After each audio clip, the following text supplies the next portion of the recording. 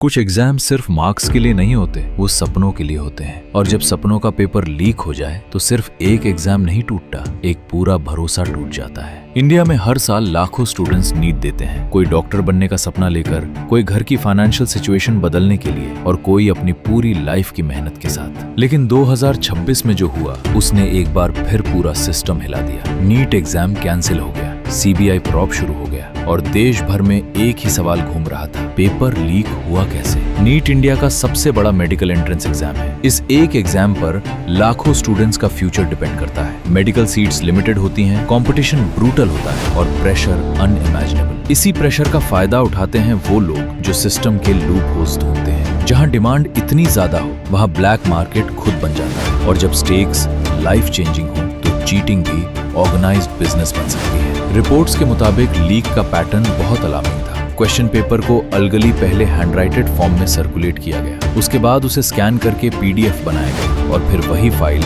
Multiple contacts और groups में forward होने लगी। ये कोई रैंडम फॉरवर्डिंग चेन नहीं थी, ये एक ऑर्गेनाइज्ड नेटवर्क लग रहा था जिसमें किसी को ओरिजिनल एक्सेस मिला, किसी ने उससे डिजिटल फॉर्म में कन्वर्ट किया और किसी ने उससे बायर्स तक पहुंचाया। यही वो पॉइंट है जहां एक एग्जाम लीक एक नेटवर्क का केस बन जाता है। सबसे शॉकिंग बात ये थी कि रिपोर्ट्स में लाखों रुपए तक के डील्स की बात सामने आई। कुछ स्टूडेंट्स और पेरेंट्स का अलेज्ड फोकस सिर्फ रैंक था और इसी डेस्परेशन को एक्सप्लॉइट किया गया। यहाँ प्रॉब्लम सिर्फ एक इंसान की नहीं होती। इस तरह के स्कैम्स में यूजुअली एक चेन होती है, पेपर एक्सेस देने वाला, बीच का एजेंट, लोकल हैंडलर और लास्ट में बायर। और जब ऐसा नेटवर्क बन जाता है तो लीक सिर्फ एक इंसिडेंट नहीं रहता, वो एक इंडस्ट्री बन जाता है। और सबसे डेंजरस चीज, जब सच और फेक के बीच का गैप इतना कम हो जाए कि स्टूडेंट्स को पता ही न चले कि क्या वैलिड है और क्या नहीं। अब सवाल ये नहीं है कि बस पेपर लीक कैसे हुआ, असली सवाल ये है, ये रोका क्यों नहीं गया? एग्जाम सिक्योरिटी में मल्टीपल लेयर्स होती हैं, paper transport, centre monitoring, digital tracking, staff verification और पोस्ट एग्जाम ऑडिट। अगर इनमें से एक भी लेयर वीक हो,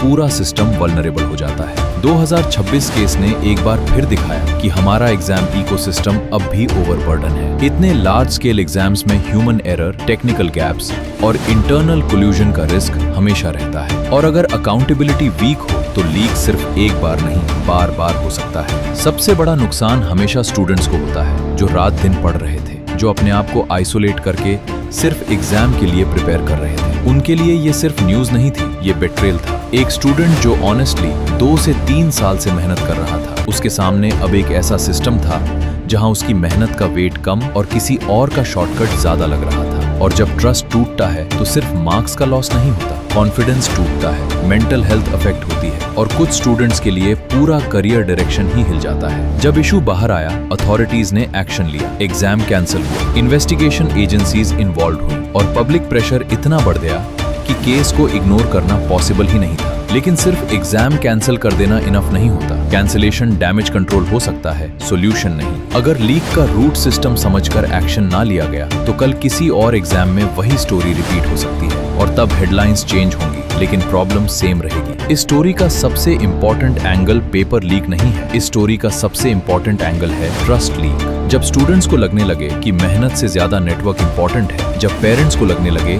कि ऑनेस्टी से ज्यादा जुगाड़ काम आता है और जब एग्जाम सिस्टम को लोग फेयर ना समझें, तब एक नेशन का एजुकेशन मॉडल वीक हो जाता है। नीट सिर्फ एक एग्जाम नहीं है, ये करोड़ों के सपनों का गेटवे है और अगर गेटवे ही कॉम्प्रोमाइज हो जाए तो फेलियर सिर्फ स्टूडेंट्स का नहीं होता, फेलियर सिस्टम का होता है। ये कहानी सिर्फ एक पेपर के लीक होने की नहीं है, ये कहानी है एक ऐसे सिस्टम की जहां एक फाइल को पीडीएफ बनाकर हजारों फ्यूचर्स हिला दिए गए। सोचिए, एक स्टूडेंट जो सुबह से रात तक पढ़ रहा था, उसकी मेहनत और किसी के शॉर्टकट के बीच का डिफरेंस बस इतना था कि एक के पास बुक थी और दूसरे के पास लीक्ड पेपर। और अगर आज हम इसको सिर्फ स्कैम बोलकर भूल गए तो कल कोई और एग्जाम, कोई और बैच, कोई और ड्रीम इसी तरह ट्रेड हो जाएगा। इसलिए सवाल बस इतना नहीं है कि पेपर किसने लीक किया, सवाल ये है आखिर हमने अपने एजुकेशन सिस्टम को इतना फ्रेजाइल कैसे होने दिया। अगर आंसर नहीं मिला तो नीट का इशू सिर्फ एक एग्जाम स्कैंडल नहीं रहेगा, ये आने वाले टाइम का वार्निंग बन जाएगा। और वार्निंग कभी तब तक यूजफुल नहीं होती जब तक हम उससे